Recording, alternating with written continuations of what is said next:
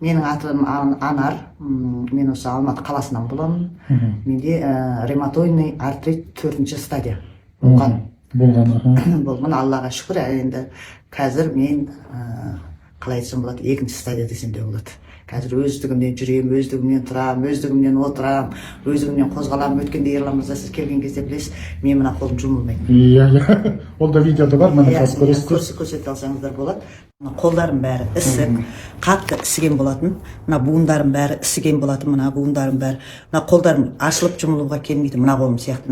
Мына қолым қазір жұмылуға келіп қалды ғой, бұлар вообще қатықпаған болатын. Қазір енді Аллаға шүкір, мына қолым жұмылады, мынау да жұмылуға келіп қалды. Бүйтсең, бұл да жұмылмайтын да? Бұрын жұмылмайтын. Ауыратын деді? Ойбай, ауырғанда мына сүйектің бәрі қақсаған кезде енді сұмдық масқара ауыратын. Бүйтіп міне жұмылуға келді деп көрсеткен, міне Аллаға шүкір, қолдарым толық ашылып жұмылады.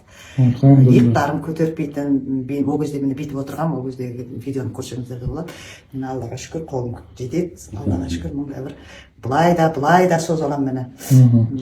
Осы бұл намат өте мен үшін, енді білмеймін басқалар қалай ойлайды, мен үшін өте чудо дәрі десек, чудо-маз десек, ол артық айтқан бірім болмайды.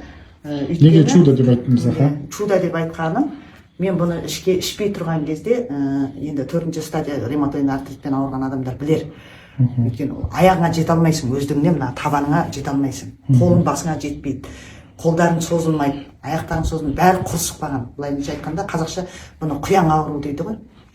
Сондай, енді сондай не болды менде состояние. Алдында иықтарыңыз бүйтіп алдыға кетіп бүгіліп тұрасыз. Бүгілген, мойным алдыға кеткен, тізелерім бәрі бүгілген, қолдарым бәрі бүгілген, почти что инвалидный состояниеға жеткен болатын. Енді мен отырып қалатын шығармын дегендей қорқыныштар болды менде.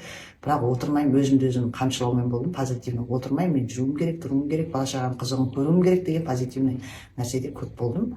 Алла періштелер алмен деген шығар. Осы намат өнімі шыққан Ерлан мырза, сіздің алып келгеніңізге мыңда бір рахмет қазақ еліне. Қанша уақыт болды сіз қолданып жатқаныңызға? Менің қолданып жатқаныма 5-ші ай. 5-ші ай. Мен 4 курс толық іштім, 5-ші курсты ішіп жатырмын. Енді мен айтсам, енді мазы сондай керемет. Мен бұл мазын кәдімгі қазақтың қойдың майын жаққандай жақтым ғой. Тәтек қараңызшы, бізде кейде арасында 100 адам ішінде 1-2 адам жазады комментарийға. Или олар конкуренттің компанияның несі, или осы наматты алған адамдар жазады, жаңағыдай, Ерлан, біз алдық, ешқандай әсер алған жоқпыз, бір курс іштік. Сосын мен ол кісілерге личкаға шығам, бұл өте маңызды информация, личкаға шығам, олардың, в общем, номерларын алып хабарласып, сөйтсем, мен күніне бір рет жағам, мұны 1 ай болды, мынау майыз бітті дейді. Бұл майыз негізі 7 күн, ары кетсе 10 күнге ғана жетеді. Дұрыс па? Қалай жағасыз, сіз өзіңіз айтып беріңіз, қалай қолданып жүрсіз? Күніге 4 уақыт жағып жүрдім. 4 уақыт. 4 уақыт кәдімгідей аямай, енді неден ем болса соны не қыласың ғой. Мен аяған жоқпын, прям қойдың майын жаққандай, өзім қолым жетпеген жерін бәріне, келін иықтарым бәріне жағып береді. Өзім тіземе дейін қолым жетіп жүр, тіземе, саусақтарыма отырып массажыр етеді, 10-15 минут прям массаж жасап отырып жағып, солай не қылдым. Таблеткасын 3 уақыт ішіп отырдым. Бір таблеткада мен обед кезі басында не қылған кезде ауыртпен емес, ауыртады, бір 10 шақты күн қоздырады, ауырған жерді. Ауыртты, даже саусақтарын бәрі сынып атқандай ауырды. Ауырса да іше бердім. Елдер наоборот азайтып ішсе, мен наоборот көбейтіп іштім. 2 уақыт болса, мен 3 уақыт іштім. Иә, ең бастысы уақытылы ішу керек. Бұл ауыртып, қоздырып бастайды. Сол кезде кейбір біздің осы адамдар қорқып болып тоқтатып тастайды. Ол дұрыс емес. Егер қозғап жатса, егер де ауыртып жатса, ол ем жүріп жатыр. Дұрыс айтам ба, Анар тәте? Иә, дұрыс, өте дұрыс айтасыз. Мен сол жаңа қатты ауырған кездерінде аяқ қолдарым бәрі сінген. Ісінген жоқ емес, бәрі ісіді, саусақтарым да ісіді, аяқтарым да ісіді, денелерім бәрі көтерпей ауырды. Бірақ жаңа мазын жағам, дәрісін ішем, қосымша өзім диетада отырамын, сол диетамды ұстаймын, солай не қылдым. Содан кейін бір 10 күннен кейін бәрі басыла бастады ақырын. Саусақтарыма қарасам, саусақтарым ақырын қимылға келе бастады. Сөйтіп ақырын күнделікті бұның жаңағы не екеніне көзім жеткен сайын мен бұны енді мазды да бөлек алған кездерім болды. Бөлек сатылды ғой 15 май өйткені тез бітіп қалды. Мазды тез бітіп қалады. Мен комплектімен де алдым, бөлек маз жеке де сатып алып жаттым. Сөйтіп бала шағама, күйеуіме, жолдастарыма, балаларыма, келіндеріме рахмет. Ақшасын уақытылы, ойбай сен жазылсаң болды деп олар беріп отырды. Әкеп заказ бердім, осында жеткізіп әкеп беріп тұрдыңыздар. Сөйтіп мазын мен жағып отырдым. бір мазға қарап, мына капсуласы біткенше деп отырған жоқпын, мен мазын дополнительно алып жағып отырмын. Сосын көп адамдар сұрайды, бағасын сұрайды ылғи ше видеоларда, комментарийда бағасы қанша айтпайсыңдар ма? Мазь бен капсула, мысалы мынау капсула, иә? Мынау капсула. Мынау мазь. Осылай комплект екеуі бірге 30 000 теңге тұрады. Иә, мазь бір жеті ары кетсе 10 күнге жету керек, капсула 40 күнге жетеді. Капсуласы 40 күнге жетеді. Егер де бөлек мысалы мазьды аламыз десеңіздер, мазь таусылған кезде бұл жерде мазь қымбат. Елдер ортасынан бөледі де 15 000 мазь, 15 000 капсула деп бөледі, олай емес. Вот мазьдың өзі 20 000, иә. Капсуланы бөлек алсаңыздар 15 000 болады. Комплектпен алсаңыздар сол негізі выгодно. Енді тәте, мысалы буын ауыратын адамдарға жаңағы ревматоидный артрит бар, артроз, жаңағы гонартроз дейді, коксартроз. Қалай ойлайсыз, осы біздің препараттың көмегі бола ма адамдарға? Енді біріншіден қарасу ішсең де сеніп іш дейді ғой қазақ. Сенімменен ішсе, жаңағы сеніммен неғылса өте жақсы көмектеседі.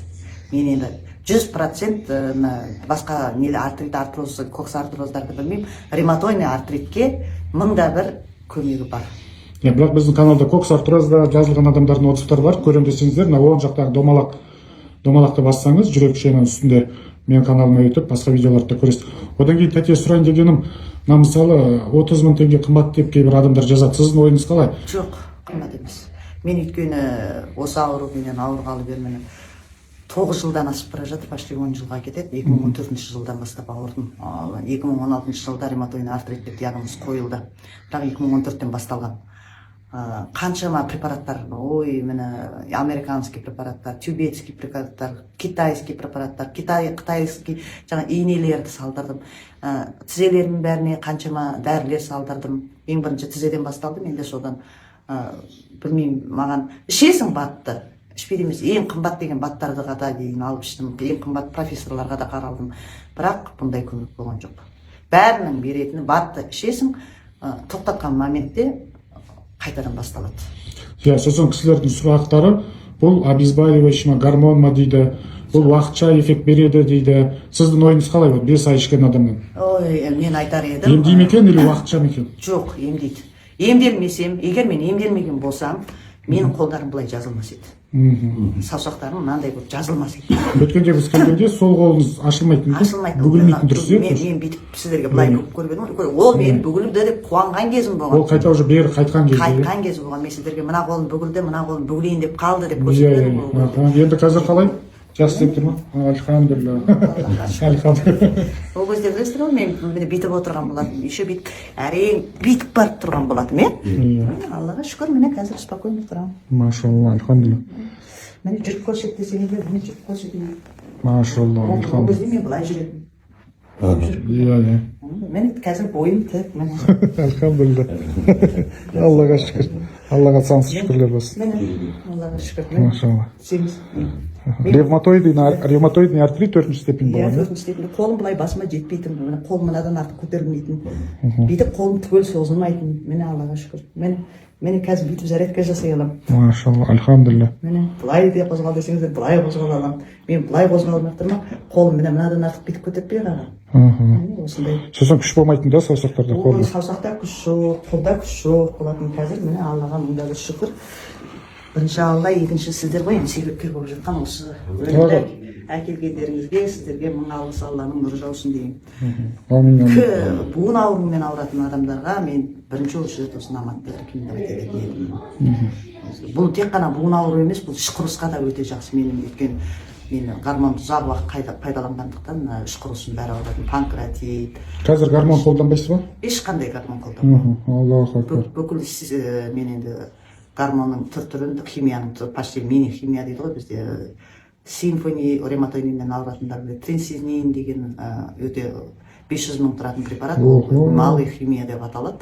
Соның өзінде қабылдаған, бірақ олардың ешқайсынан ешқандай пайда болған жоқ. Ол наоборот, ары қарай клетканың бәрін өлтіре береді екен, ақыр аяғында отырып қалған кезде саған инвалидность береді. Оның кімге керегі бар ол инвалидностьның? Өз аяғымен жүріп тұрғанға не жетсін, жерді өз аяғымен басқанға. Сол гормондар сіздің асқазаныңызды құртты, иә? Мен асқазанды, содан кейін ұйқы безі дейді ғой. Мысалы, асқазанды қалайда не алады, ал ұйқы безі өте жаңағы бір адам органындағы ол алып тастауға да келмейді екен. Маңызды бір өте маңызды орган. Ол жаңа тамақты да ішкізбейді. Орыстар айтады холод и голод деп. панкратит дейді ғой орысша панкратит, сол мен қатты страдать етіп алғам. Аллаға мыңда бір шүкір, қазір ішерім ол іш құрысынан ішерім беспокоит етпейді, соған қарағанда өте жақсы. Майы, яна екі кішкентай немерем қатты жөтелді. Содан кейін антибиотик ештеңке берген жоқпын. Майды еріттім да кішкене микроволновкаға ерітіп жібердім, кішкене салқын жерге қойып қоймын, холодильникке, соны кішкене микроволновкаға салып еріттім да қасықтың жарты, чайный ложканың жартысынан алдым да екеуіне ішкізіп жібердім. Екі рет ішкіздім, сап тыйылды ғой. Бір күнде екі рет ішкіздіңіз Бір бе? күнде екі рет ішкіздім. Одан кейін Жөтелдер жоқ болып кетті ме? жөтел жоқ болып кетті. Кешкі садиктен кейін жөтеліп келді, ішкізіп жібердім. Ертесі күні таңертеңгісін ішкіздім, кешке жақын садиктен кейін уже жөтел жоқ қой. Альхамдулилля. Негізі осы мазда капсулада ішкен адамдардың байқағаны иммунитет қатты көтеріледі екен. Жаңа грипп солардың ортасында жүре береді. Капсуланы ішпеген адамдар, жанындағылар бәрі грипп болып жатса, бұл кісі капсуланы ішіп жүріп, даже вообще сезбей қалған екен. Сонда кішкентай балалары қазір өте көп қой жөтел аурулары. Соған әке-шешелері химия алады, жаңа аптекада неше дәрілерді алады, одан арған асқындырады, көмектеспейді. Осы мазды жағып, кеудесіне кішкене ішкізіп жіберсеңіз. Жібердім да, еще ангиналарын былай бүйтіп прям былайынан сылап кеудесін сыладым. Ертесі күні аттай шығып кетті ғой екі бала. Альхамдулилля. Вот көрдіңіз бе? Осындай бұның капсуланы пайдалары ішкізгенде бар. кішкентай ғой екеуі, біреу төртте біреу неде. Соны ойладым, капсуланы ішкізсем екен, майын ішкізсем екен, қазақта май ішкізіп жіберейінші деп майын ішкізіп жібердім. Екеуі байқамасын, не дейді ана түр сироп сияқты, сироп деп екеуіне де ішкізіп жібердім. Ішіп алды. Жақсы, әсері өте күшті болды. Келінім таңғалады, мама капсуласын жоқ, капсуласын берген жоқ, майын ішкізіп жібердім. Даже можно андай кішкентай бір капсуланы ашып, кішкентай балаларға ішіндегі порошогын екіге бөліп, тамаққа қосып, араластырып берсе, кішкентай балаларға, мен осындай балаларға бір капсуланы бөліп, тамаққа екіге бөліп, азанда кешке тамаққа қосып беріп тұрса, иммунитеттерді көтеріп, мына қазір қыс келе жатыр ғой, уже суық тимейтін болады. Осындай лайфхак айтпай. Ішқұрылысқа да жақсы, күш қуат береді. Адамда енді күш болғаннан кейін адам тұрады, жүреді, күш қуат не қылады, энергия алады, сондай жақсы. Өзіме жақсы көмектесіп жатыр. Осы ревматойный ауруымен, осы буын ауруымен ауыратын адамдар, сеніңіздер, осы наматты алып ішіңіздер, өте қатты көмектеседі. Жаңа мен ауылда бір подружкам бар, дос қызым, өзім мектептен бірге келе жатқан, ол да осы жақында ревматойный артрит деп қойыпты. Сол маған жазады, Анар, сен осымен ауырдың ғой, не істесем болады, маған метапред, метажекс назначить етіп жатыр деп мен айттым. Құры, вообще ішпеу болады. Одан да 30 мың теңгеңді қида, осы наматты ал да іш. Ол саған результат береді дедім. Осы күні кеше ғана хабарласты. Тізем бәрі жақсы болып қалды, бұрынғыдан әлде қайда жақсымын деп. Ол уже екінші курсына заказ берді, осы жақында алып кетті. Сеніп, ол да ішіп жатыр. Аллаху акбар, альхамдулилля. Ал құрметті көрермендер, көрдіңіздер ғой, бұл действительно жұмыс істейтін препараттар ешқандай өтірік емес. Бұны единственный қолдану, дұрыс қолдану керек. Күніне 4 рет жағу керек, и аямай, жаңа 5-10 минут уқалап, массаж жасап сындырсаңыздар өте жақсы не. Қалай ойлайсыздар? Жақсы не ма болмайсыз? Тез сіңіп кетеді, өте тез сіңіп кетеді, сразу аласыз, жағасыз, 2-3 минут уқалап не қылсаңыз, енді уақытыңыз болмай жатса, просто 3-4 минутыңызды қиып, уқалап жақсаңыз, ол сіңіп кетеді. Егер уақыттарыңыз болып жатса, кәдімгі массаж жасап, 10-15 минут массаж жасап барып, жағып қойсаңыздар, онда тіптен керемет результат болады. Күніне 4 рет қолданса, 1-2 күн ішінде уже адам результат сезе бастайды. Ертең ала берсе Маржан тәтеге барамыз. Ол кісі де маған звондап, Ерлан, мынау дәрімді алдым, ешқандай результат жоқ, мына бәрі өтірік, лақап тұрады. Қанша уақыт болды? Уже 1 ай болып қалды. Майызды 1 ай болды ма жағып жатқаныңызға? Иә дейді. Тәте, ол бір жетте бітіп қалу керек еді ғой. Сіз вообще қанша рет күнде жақтыңыз дедім, 1-2 рет ғана. Көрдіңіз ба, вот осы жерде ошибка дедім. Тағы бар курсты алып, нетіңіз қолданып көріңіз, бірақ күнде минимум 4 рет жағыңыз деп едім. Алланың қалауымен 1-4 күн өтіп, ол кісі маған кәдімгідей звондап, одан мен телефон алмағаннан кейін комментарий, жаңа не сообщение жазыпты. Оқысам, Ерлан, твой метод работает, рахмет, действительно маз жұмыс істейді екен деп. Одан кейін тағы бір әйел кісі звондап, ол кісіге де айттым, тура сол әңгіме. Ол кісі маған бір 10 күннен кейін звондады ғой. Звондап, Ерлан, прям кеудемде, көңілімде тұр, мен сенен бір кешірім сұрайын деп едім дейді. Басында мен сенбей, мынау действительно жұмыс істемегеннен кейін сөйтсем мен дұрыс қолданбаппын ғой деп өзім мойындап рахметін айтты. Так что емделем деген адамдарға, Алланың қалауымен 100% адамдарға бәріне көмектеседі. Просто сіздер уақытылы жағып, уақытылы дәріні ішсеңіздер, бәрі жақсы болады. Бұл уақытша эффект емес, бұл кәдімгідей емдейді.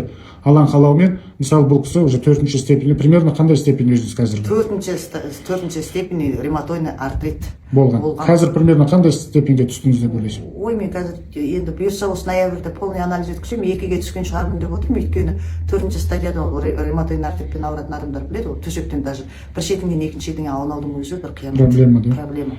Сіз қазір шапқылап жүрсіз, жаңа үйге кіріп қалсақ, сіз ары бері шауып жүрсіз. Иә, мен қазір Аллаға мыңда бір шүкір, таңғы сағат 5-те тұрамын, прогулкамды жасаймын, одан кейін 1 сағат ана жерде площадкамыз бар, сол жерде зарядка жасаймын, сағат 7-де келіп, балаларымды киіндіріп, садикке апарып тастаймын, кешкі 5-те қайтадан алып келіп, мен бұларға көмекші болып қалдым.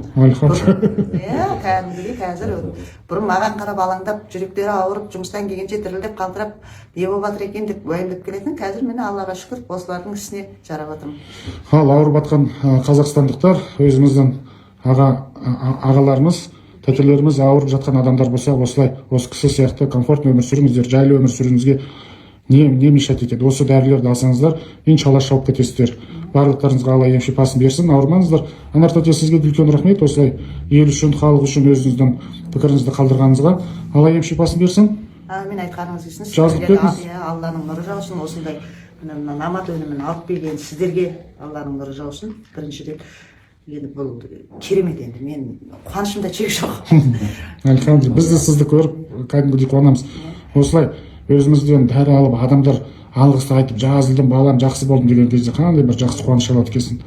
Ал халқым, ауырмаңыздар, ауырған адамдар болса, хабарласыңыздар осы номерлерге. Иншалла Алла ем шипасын береді. Бұл өте керемет дәрі, бұндай Қазақстанда әлі болған жоқ. Таза табиғи шөптерден жасалған, кері әсері жоқ. Басында қозғайды, ауыртады, бірақ кішкене шыдасаңыздар, ол да кетеді, ішіңіздегі ауруларды бірақ сыпырып жұлып алып кетеді екен. Ал жақсы. Тромбоцит түскен. Ау? Менде қан қою болатын 465-ке дейін көтеріліп кеткен болатын. Сол осы жақында анализ тапсырдым, 220-ға түсіпті. Тромбоцит. Тромбоцит, машалла. Тәте, сіз еще ноябрьде жаңағы анализ аласыз ғой, сол кезде бізге бір бересіз ғой? Алла бұйырса, полный обследование өтемін осы ноябрьдің басында, сол кезде Ерлан мырза тағы да сіздерді шақырып, жақсы жаңалықпен бөлісемін деп ойлаймын. Иншалла. Ал жақсы, онда көріскенше сау болыңыз.